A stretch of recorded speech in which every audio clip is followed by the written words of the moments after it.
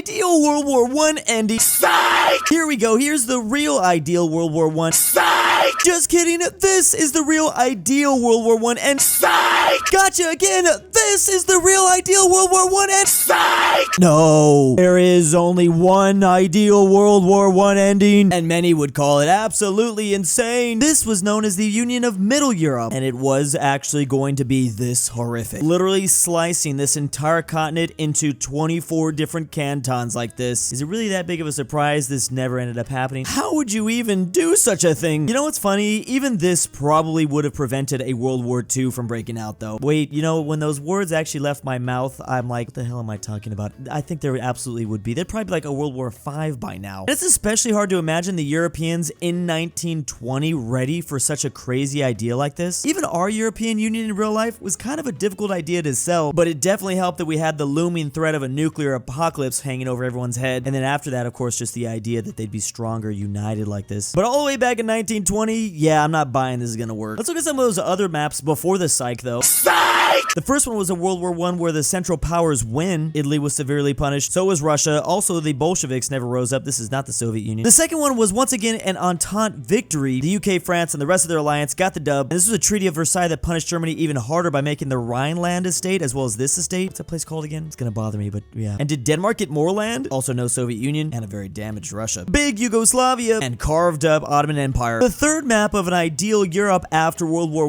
I was, I guess, a Soviet victory. The map looks to be in Russian. I'm seeing a bunch of Cyrillic characters. Is this supposed to be a communist Germany flag? I think literally everything is in Russian. Does Russia just puppet all of it? The Europeans might have lost their colonies in the Middle East. Finally, the fourth map is really a French and Polish dub. Again, Germany's punished hard. Oh, is this just a Polish dub in reality? The whole map's in Polish, I see. These are all the Polish names for different countries around Europe. Holy crap, Russia doesn't even exist, really. Polska cannon to space. You should have added an Italy ending. I guess no one can even fathom the Italians ever winning. Very nice ideal European maps after World War I from the perspective of different countries. What if communists took over all of Europe and Spain got exiled? And it's not just any Spain, it's a fascist Spain, I'm guessing led by Francisco Franco. So the same way Chinese people had to escape to Taiwan from the communists on mainland China, that's happening here too, just in Europe. And remember, back in the day, Spain controlled this land south of Morocco. Of course, they still have the Canaries, and they also controlled this territory just across the Strait of Gibraltar. So funny enough, this Spain is still mostly Spanish, but a lot of their new population is Arab, also some African ethnicities. And funny enough, Spain in this universe has gone back to being a majority Muslim country because they had to leave all this territory back in Europe because they were afraid of the communists. Crazy irony there. So now all the advertisements to travel and visit Spain, they're really just promoting the Canaries. You can go to these other places, but yeah, can't imagine all the independent movements that would be happening. Geography now, Spain, kinda. This is like my absolute favorite part of alternative history maps is just seeing what the YouTube content would look like. They still have their fascism flag. Geography now really should just get into like alternative history videos at some point. Kind of curious how many more Spanish speakers there would be in a universe like this. Not very much more, but a little bit more. Taiwan to Western Sahara, the Canary Islands, and Northern Morocco. Good luck surviving that. Well, they might be getting funding from America though. That would work out. I don't think I ever get sick of seeing other countries get Taiwaned like this. To be fair, political states moving because of ideological differences happening or civil wars isn't all that crazy though. It's happened a lot. Tucker Blue, what if France fell into the ocean centuries ago?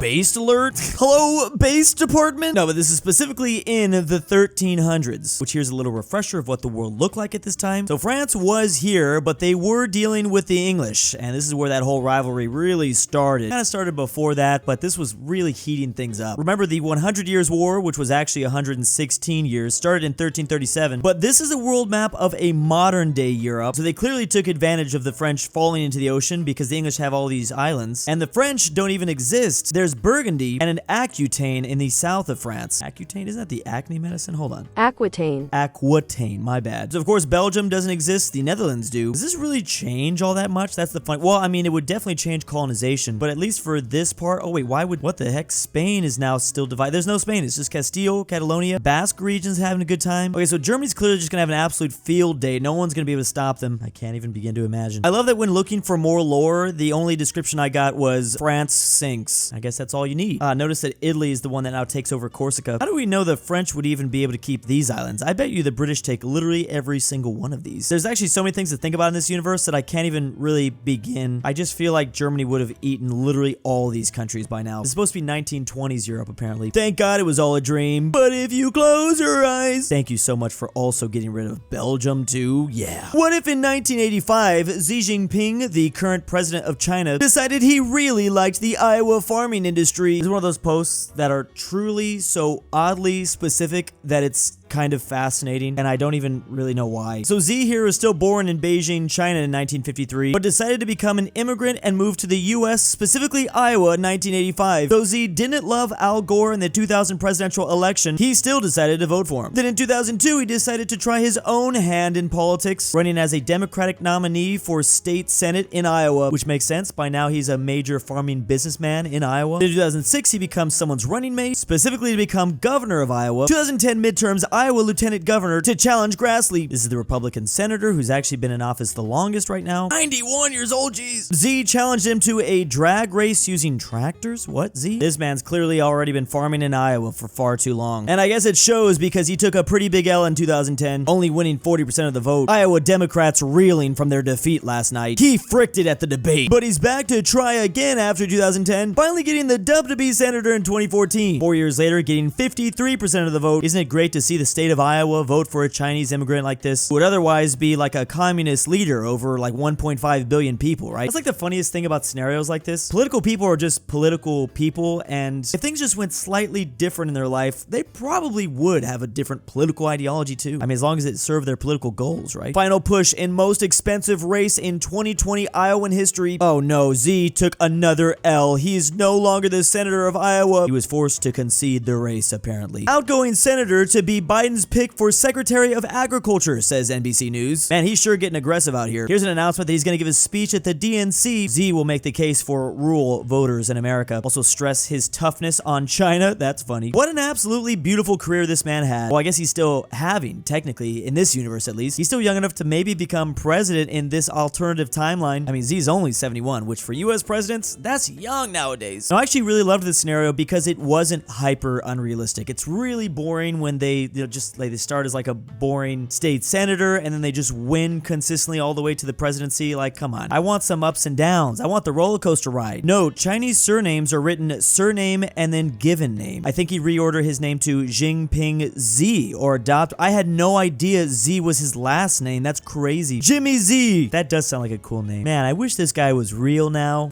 That's the saddest thing. I have to go back to reality. An alternative map of what a Red Dead Redemption 3 could look like. Oh man, I loved Red Dead Redemption 2. So obviously this should look very familiar. New Austin with Nueva Paraíso. Paraiso.